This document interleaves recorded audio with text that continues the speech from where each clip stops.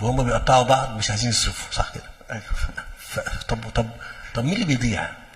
الابناء. الابناء، ولادي، ولاد مصر.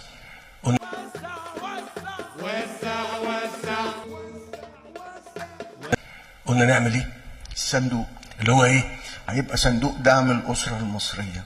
احنا ننقط السوسو، ننقط السوسو حبيب قلبي. اخلعي انت بقى السعادي. احلى تحيه لحبيبنا عبد الفتاح السوسو، احلى تحيه لحد ماشي. احلى تحيه لحبيبنا عبد الفتاح السوسو، احلى تحيه لحبيبنا عبد الفتاح السوسو ملك الافكاريطه. احلى تحيه، احلى تحيه لتحيا مصر والله العظيم ثلاثه. احلى نخاطب ضمائر الناس. ضمائر الناس ده ربنا هيحاسب عليه، لكن الدولة مسؤولة انها تعمل قواعد ونظم تحقق المقاصد الطيبة اللي دايما بيطلبوا.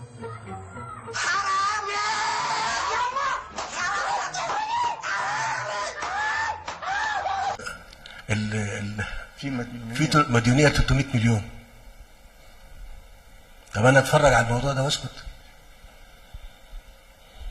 لا. عاد فلوس. ايه؟ عاد فلوس.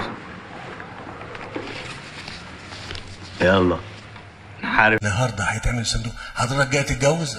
حط بقى في الصندوق ده مبلغ مش كبير قوي، كل الناس تقدر عليه.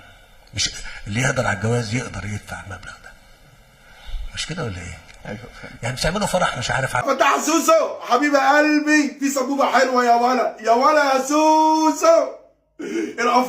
الافراح الشعبيه يا سوسو، واخد بالك انت ازاي؟ مش بينقطعوا الرقاصيطه، واخد بالك، وبيلموها في صندوق. احنا عايزين امين شرطه في كل فرح يلم الغله.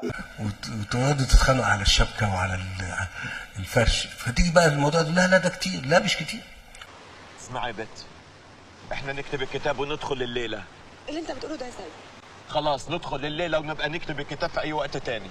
وانا كدوله اتفقت مع دكتور مصطفى لو مليار هنحط مليارين هنحط مليارين. ايه حرام عليك، اروح فين؟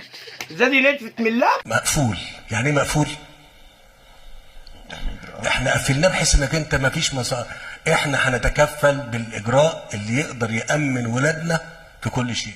بقول لكم ايه، هي ماشيه بالبركه؟ لا، هتمشي بالنظام يا ولاد الوسخه، هتمشي بالنظام يا شويه وسخ يا عرر يا جواميس يا بجر.